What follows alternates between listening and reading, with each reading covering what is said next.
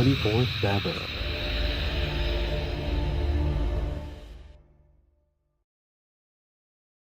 Welcome, welcome. With a new year comes new experiences, new challenges, new joys and thrills, and of course, new resolutions. Because obviously we want to forget the things that went behind so that we can reach out to greater things before us. But what if you cannot start again because you have been a failure all your life? What if you don't have the energy to start again? You guessed it. We are looking on this series entitled Starting Again. And in the studio here is someone who has been through some difficult times, even failures. But she has now emerged as a doctor, a medical doctor, because she has learned the art of starting again.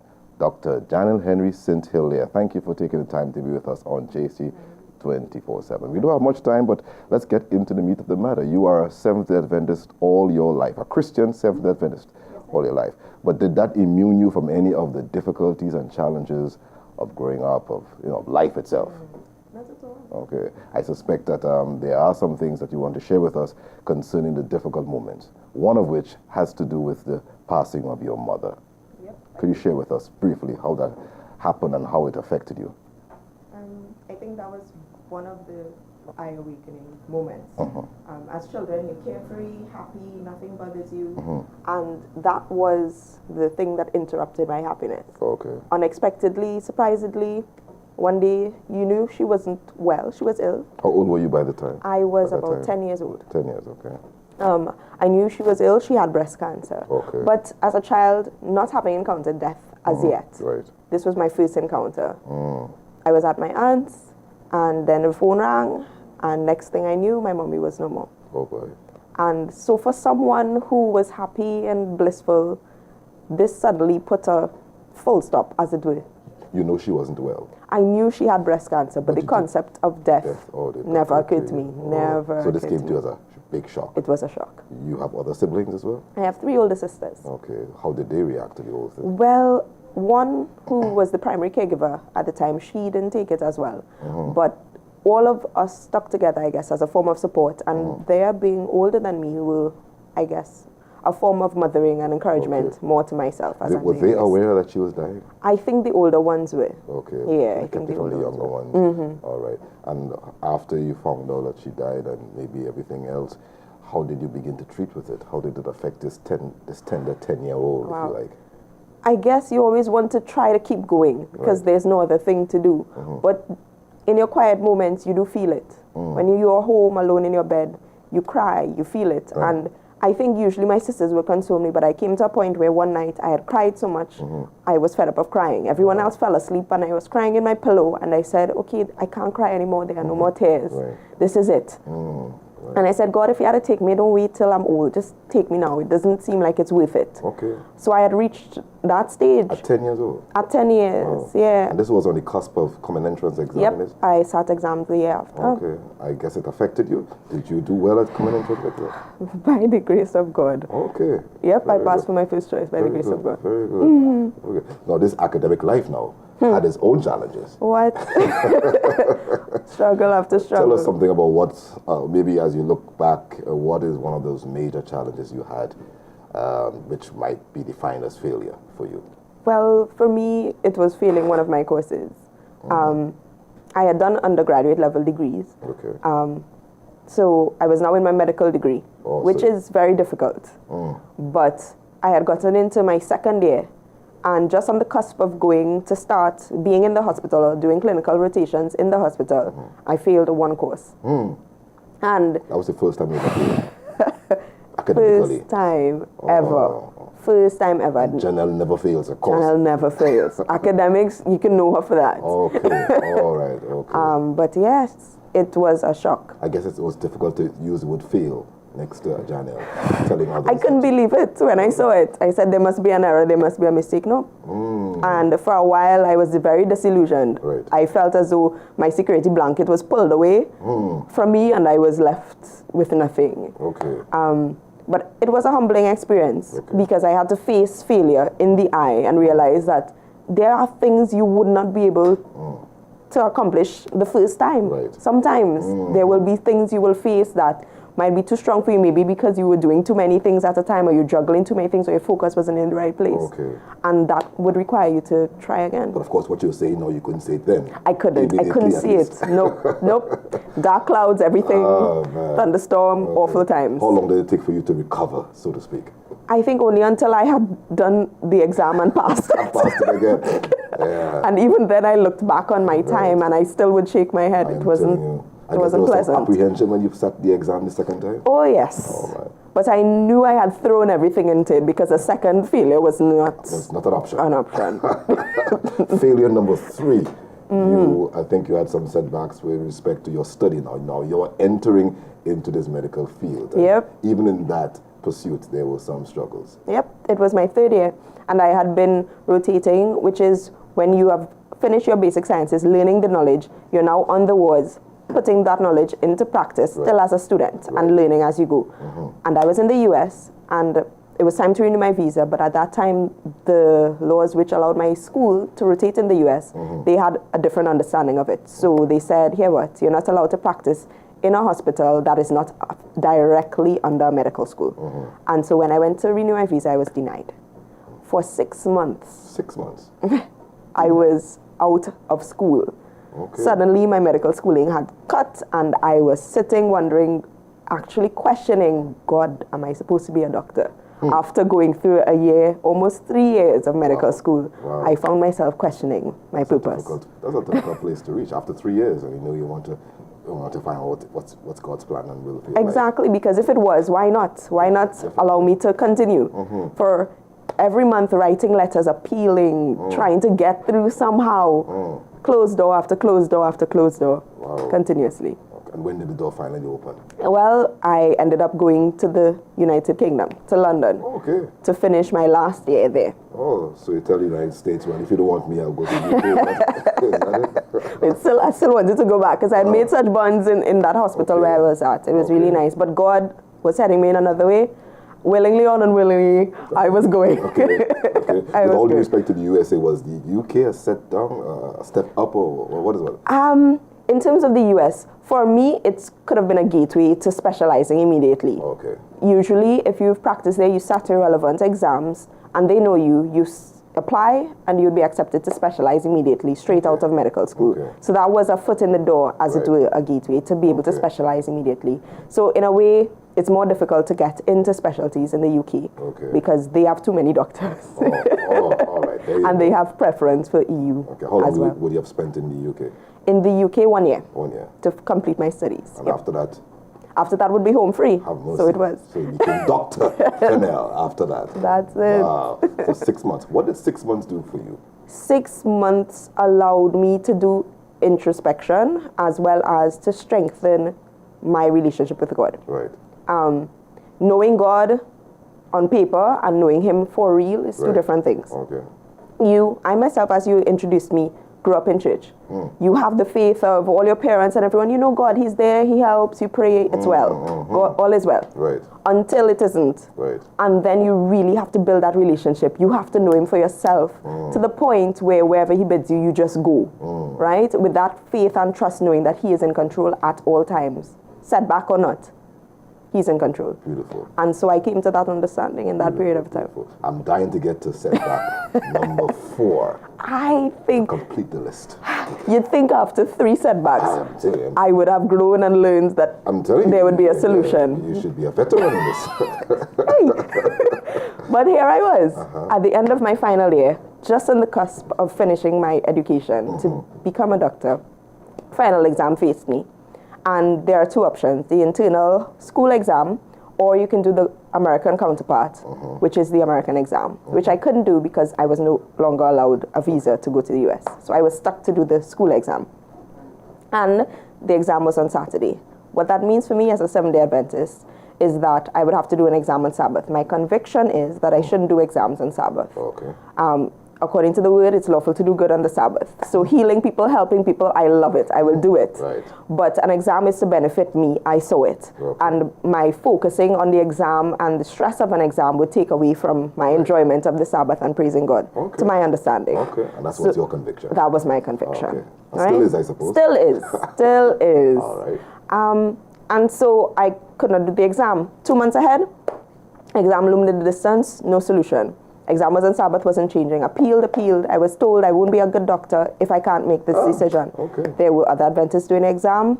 Why wouldn't I? Myself and another girl chose not to. And the exam came, and we cried, and we couldn't do it until salvation came, as it were. And so now I can say that there's an exam my school offers now in Grenada where schooling actually starts for all those who want to do exam on another day. Wow. And so we sat the exam, myself and the other girl, we were the first persons to ever sit that exam in Grenada. And as we had exited the examiners told us when the grades came in that we had performed better than our counterparts who sat the exam in England. Wow. So bless the Lord. Look at that. Look at that. So in spite of it all, you still were able to come out as Dr. Janelle Henry. That's right, by the grace of God. By the way, Hilaire, you got married. The fact is, one of your experiences with respect to your mother's passing, it did affect you emotionally. It did. Right. It did. Right. And it was really tough to be able to make that connection and to find someone who would be able to understand me. And by the grace of God, he had the perfect person waiting. As soon as I came back from medical school. Have mercy, Jesus. And I'm sure he's looking at this. Yes. And he's excited about Yes. Good. Well, thank God for your experience. And the fact that in spite of it all, in spite of all the odds, I'm sure you are a marvelous doctor. By the grace so you of defy God. all the odds. Your teachers and your professors did not have the last say. God has the last say. He does. And always. out of this person, we find that God has done tremendous in her life. She sat an exam other than the time that she's supposed to sit it and became an example to others as well. Thank God for you, Sister Janelle. Thank you for taking the time to be with us. She is able to start again, and you can start again. Start afresh. But this time, start with Jesus. We will be right back.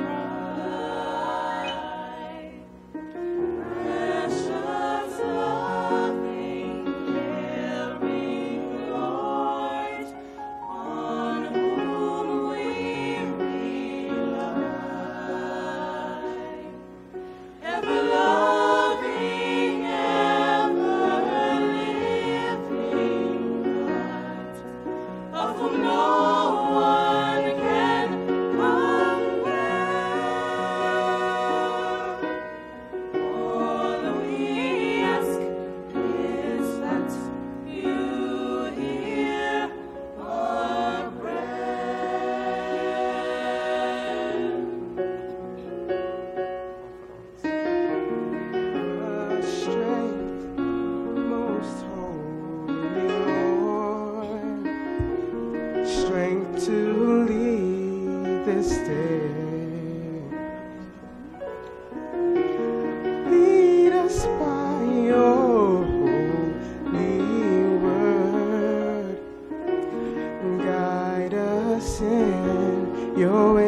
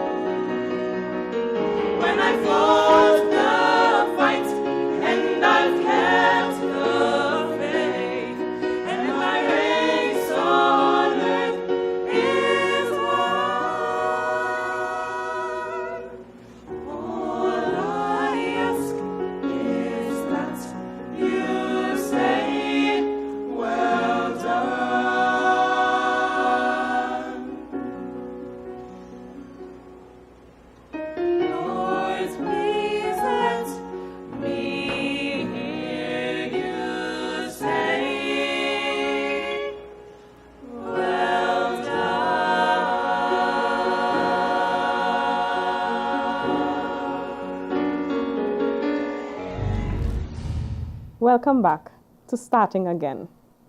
You know, children enjoy playing with balloons. And then at some point they experience that disappointing experience of the balloon bursting in their hands or against the wall. And when that child knows where to go to find another balloon, the disappointment is short-lived, and they can now have the pleasure of playing with a balloon again. Similarly, in our experiences, we may get some disappointments, but when we know where to go to start again, the disappointment is short-lived. I have someone with me today, Rondell Hamilton, and he will share with us his experience of starting again, from disappointment to success. Welcome, Rondell. Thank you very much. We are happy to have you. Thanks. And we are here to hear your experience, what happened with you in your journey, and how today you are experiencing success. Well, my journey is a very interesting one. When I began the University of the Southern Caribbean in 2006, my aim was to complete a degree in biology and theology, then go on to medical school to become a medical doctor, Right. and in turn become a medical neurosurgeon. Okay, so you started in biology and theology. Yes, I did. So this means that you were a Christian at some point? Yes. When did you start your Christian journey? I started my Christian journey at the age of 14, Okay. but starting there was somewhat difficult. My mother did not want me to get baptized. So I guess that was your first disappointment. That was my very first disappointment in the sphere of Christianity. Okay. And from having that experience, I realized that God has a plan for us. Okay. And sometimes the devil tries his best Right. to thwart the plan of God for our lives. So what happened? Did you get baptized? Yes, I did get baptized. Sadly, not at the time I wanted, but Okay. a week after. And after getting baptized, I became very active in my church, still very active up to today. And being active in the church has helped me along the way, especially during disappointing times. All right. So now you are in college. Yes. You have 2 degrees on your hands. What happened? Well, in my third year, I had to face a challenging issue. All right. And here, I found myself not being able to become a medical doctor. Okay. Of all the medical schools I applied to, every one of them told me that they would advise me not to become a medical doctor. Wow. Simply because it would place a lot of, what we call liability. On the hospital that hires me. How did that affect you? Well, for a while I blamed God for, here I am thinking that I'm going to do something good with my Yes. life. I'm going to become a doctor, I'm going to help so many people. And here's God telling me, no. What happened with your Christian journey? How did you respond to God? For about a month, we had no conversations, none. I didn't want to hear about God. I didn't want to see the church, actually. And I found myself, I wouldn't say straying, but staying away. Staying away from God. What about family and friends? I spent most of my time with friends, Okay. but I stayed away from God. Okay. But I must say I did not spend any time with my Christian friends, Okay. simply because I did not want to hear God knows and pray about it. Talk And to God. encouragement. Yes, the encouragement. Okay. And then I realized that something must go wrong for something to go right. All right. I like that. And when we examine what we call disappointments, we think they are disappointments, but God is leading us to where He needs us to be. Yes. And I saw not being able to get into medical school as a disappointment. Right. But At that time. at that time, but then a month after, I realized it was His appointment. All right.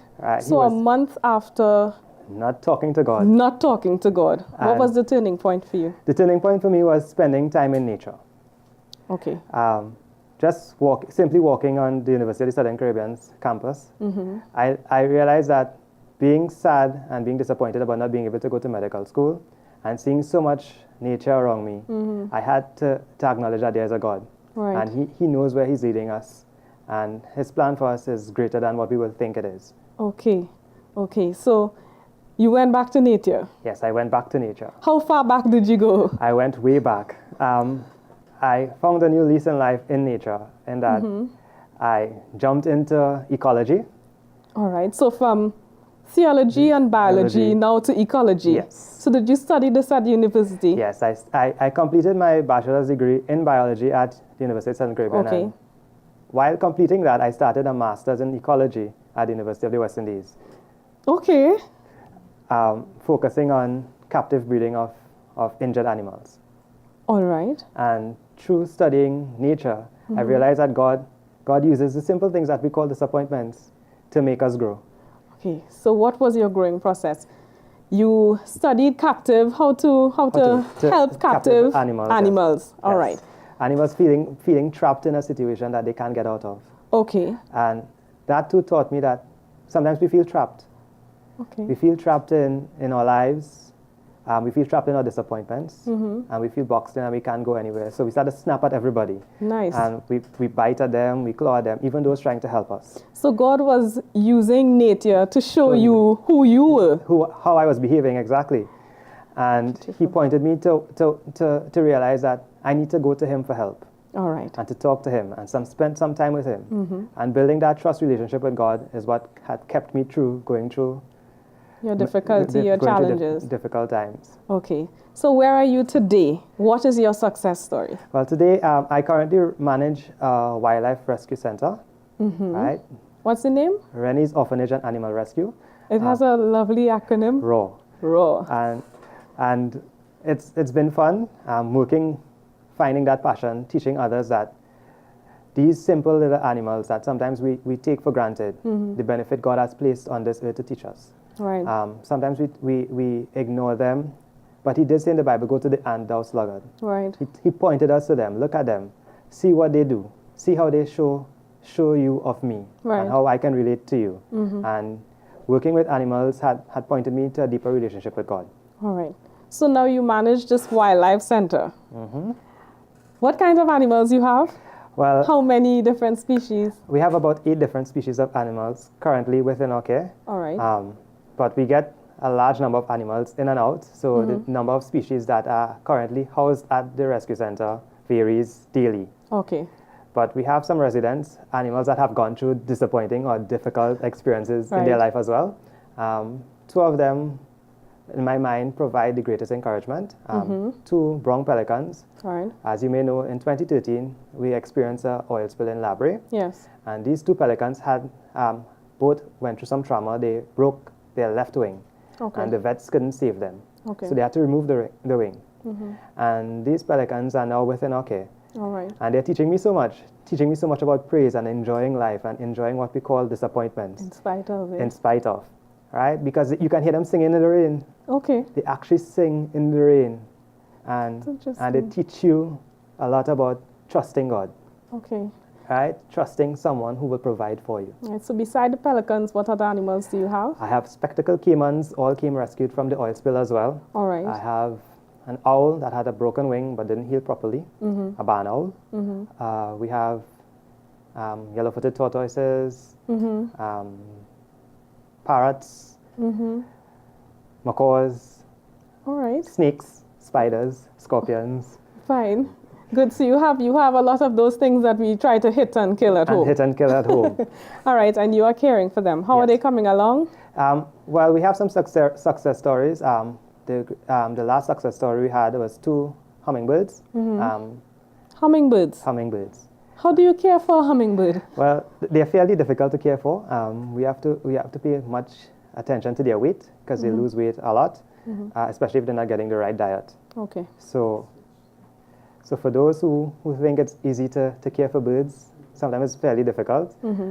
But they were released 2 weeks ago Okay. with members of my church, All right. and they are now thriving well because we see them coming back to the feeders to feed. All right. So let me ask you, what are your plans for the future? Well, plans for the future, hopefully get married, Amen. but God has to provide the right mate for such. All right. The plans for Rennie's Orphanage and Animal Rescue to become the premier wildlife rescue center in Trinidad and an extension to the Caribbean. Okay. But that's through God's plan. Yes. He has to lead, and God is leading us in ways that we never saw before. Okay. He's providing us with funds for our daily functions. He's opening doors that we thought were closed. So we just have to trust in God, and He will lead us to where He wants us to be. Beautiful. Now, I'm listening to you moving from this disappointment to success. And I know that there is somebody out there who is experiencing a disappointment and who may be looking and wondering, how could you help me? Would you like to share a few words with them? Sure. Just look straight sure. into. Well, my friend shared with me a very interesting text. I read the entire Bible, and I never read this text before. It's 2 Corinthians chapter 3, verse 5. Now that we are sufficient, not that we are sufficient of ourselves to think that anything as of ourselves, but our sufficiency is of God. Amen. So sometimes we think that we are enough, but God is telling us that we need to come to Him. Yes. He will provide for us what we need. We can't do it on our own. Our sufficiency does not come from us, but it comes from God. So even if you're going through a difficult time, God is saying, come now, let's reason together. Thank you so much, Rondell, for sharing your experience with us. And for so many of us, we would experience disappointments from time to time. But through Rondell's experience and through the experience of Janelle, we can find out we can start again. We don't have to end. We don't have to stop. We don't have to cry in our disappointments. God is able to take our disappointments, to take our challenges and turn them into success stories. But we must go to God. Thank you so much for spending time with us here at JC24/7. And don't you ever forget it. You can start again. Experience disappointment straight to success with God.